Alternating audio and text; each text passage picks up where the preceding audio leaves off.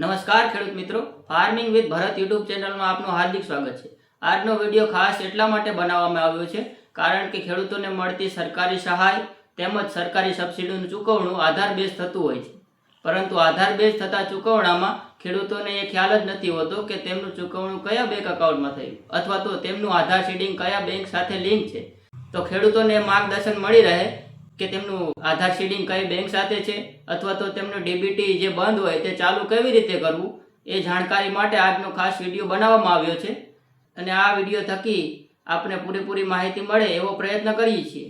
તો આપણે આ વિડીયોમાં જાણીશું કે ઓનલાઈન આધાર સીડિંગ કેવી રીતે કરવું। જો આપ અમારી ચેનલમાં નવા હોય તો અમારી ચેનલને સબસ્ક્રાઇબ કરો અને આવા જ નવા વિડીયો જોવા માટે અમારી ચેનલ સાથે જોડાયેલા રહો। આધાર સીડિંગ અથવા તો ડીબીટી સ્ટેટસ ચેક કરવા માટે સૌપ્રથમ આપણે આપણા સ્માર્ટફોન અથવા તો પીસીમાં ગૂગલ ક્રોમ બ્રાઉઝર ઓપન કરીશું।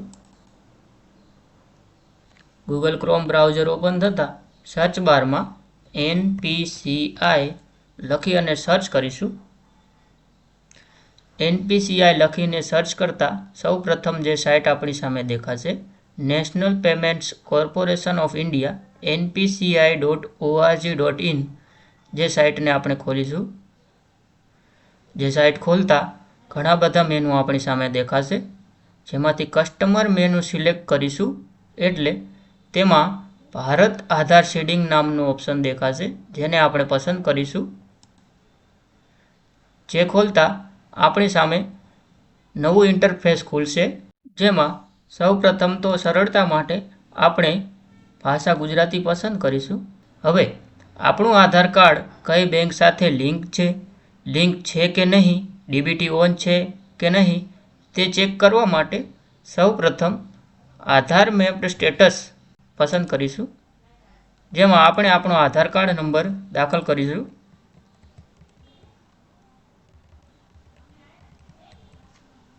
ત્યારબાદ ઉપર આપેલા કેપ્ચરને એન્ટર કરીશું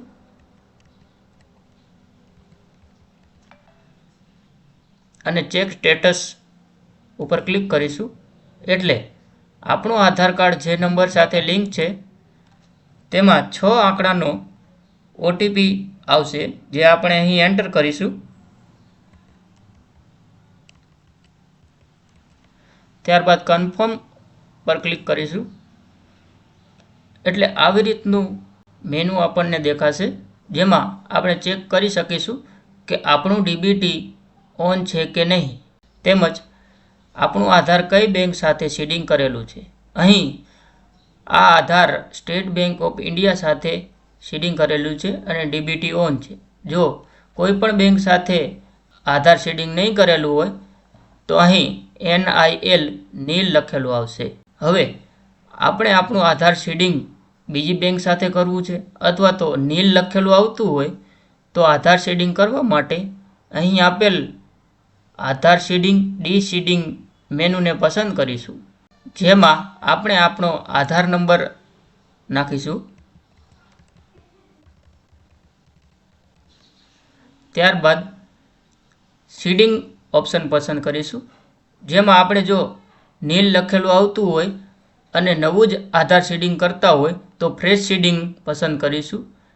અને જો એકને એક બ્રાન્ચમાં કરંટ અકાઉન્ટ અને સેવિંગ અકાઉન્ટ હોય અને કરંટ અકાઉન્ટમાંથી સેવિંગ અકાઉન્ટમાં આધાર સીડિંગ કરવું હોય તો બીજા નંબરનું ઓપ્શન પસંદ કરીશું, અને જો કોઈ બીજી બેંકમાં આપણે આધાર સીડિંગ કરવું હોય તો ત્રીજા નંબરનું ઓપ્શન પસંદ કરીશું। અહીં આપણે ફ્રેશ આધાર સીડિંગ કરીશું। ત્યારબાદ તમારી બેંક પસંદ કરો મેનુમાં આપણે જે પણ બેંકમાં આધાર સીડિંગ કરવા માંગતા હોય એ બેંક અહીં પસંદ કરીશું।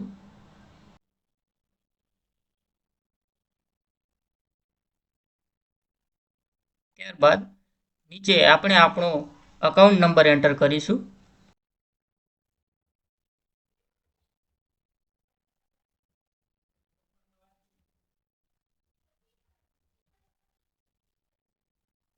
અહીં ફરીથી આપણો અકાઉન્ટ નંબર એન્ટર કરીશું।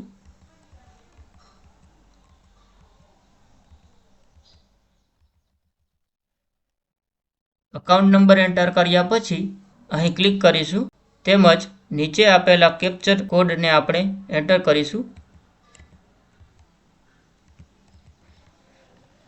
કેપ્ચર કોડ એન્ટર કર્યા પછી સબમિટ બટન ઉપર ક્લિક કરીશું. સબમિટ બટન ઉપર ક્લિક કરતા નિયમો અને શરતો આપણી સામે દેખાશે,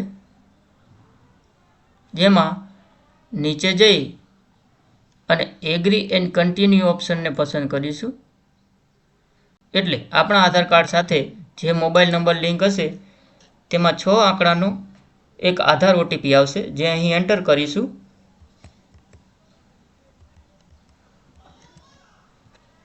ત્યારબાદ કન્ફર્મ ઓપ્શનને પસંદ કરીશું, જે પસંદ કરતાં જ આપણું આધાર શેડિંગ તે બેંકમાં થઈ જશે.